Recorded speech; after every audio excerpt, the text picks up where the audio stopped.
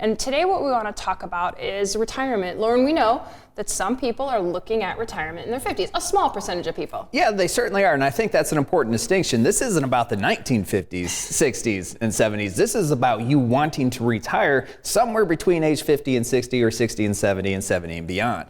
And there's very specific steps that you have to take as you approach that retirement time frame, and that's what the show is about, is what can you do to help prepare yourself, put yourself in a better position to live out that retirement vision that you've been thinking about for many, many years. Yeah, and some people do like averages, so the numbers vary out there depending on what year you're born, but right now, the best I could find was that the average age right now that women retire is 62 and men 65.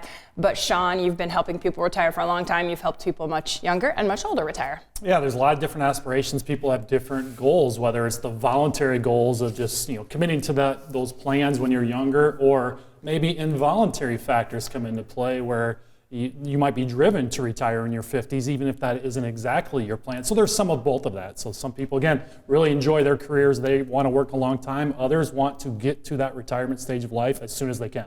Okay, so first let's talk a little bit about if you want to retire in your 50s, what to do. But if you're listening and going, no, I'm working longer than the 50s, don't worry, because when you're in your 50s, it's a big decade for you. There are decisions you have to make. You kind of maybe got that red zone to retirement. You're kind of thinking about the next 10 years. So we'll have some great action steps for you as well. But first, let's talk about if you want to retire in your 50s.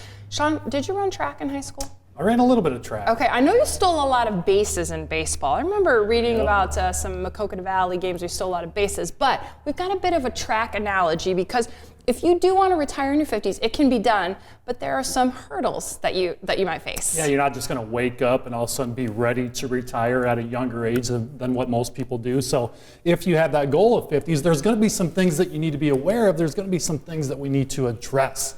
So if you have that plan, it comes down to you've got to commit to it. You've got to know that that's a goal that you have several years in advance. But as you get to that stage of life, there's going to be some things. So as you mentioned, Molly, there's going to be some hurdles. There's things that we've got to be aware of and plan for and factor into that plan to retire at a younger age. One of the hurdles is going to be Social Security. You're well aware that Social Security, the first age you can elect it is age 62. So if you work until 62, you're going to have that opportunity to make that decision right away. But if you retire in your 50s, now you've got a longer time frame before that potential guaranteed income benefit is there for you. And now you've got to have that plan on what are you going to live off of between retirement age and some future age in your 60s when you elect Social Security.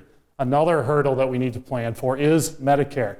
Medicare becomes available to you at age 65. It's one of the reasons a lot of people don't retire at a younger age, because of the uncertainty around healthcare. So if you're going to retire in your 50s, you've got that longer duration of now covering healthcare, having a gap healthcare plan, and knowing, do you use COBRA? Are you going out to the open market? You'd be able to potentially use COBRA for a little bit, but to get you to 65, you're definitely going to be looking at possibly the open market or spouse coverage or whatever your options might be. So we need to have a plan for Medicare. Another one of the hurdles is access to your retirement accounts. Age 59 and a half is, in the eyes of the IRS, the youngest retirement age. So most of your retirement accounts become fully available to you at 59 and a half. You can take distributions with no penalties.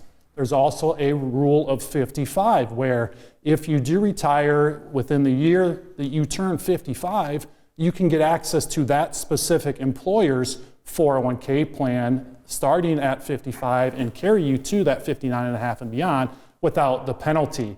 And now some recent legislation, Secure Act 2.0, has expanded that. So some of you out there, public service workers, some other types of careers, you might even be able to get access to these retirement balances without a penalty as early as age 50. So constant changes, we know that's a part of having a plan. You're going to want to be aware of what your opportunities are.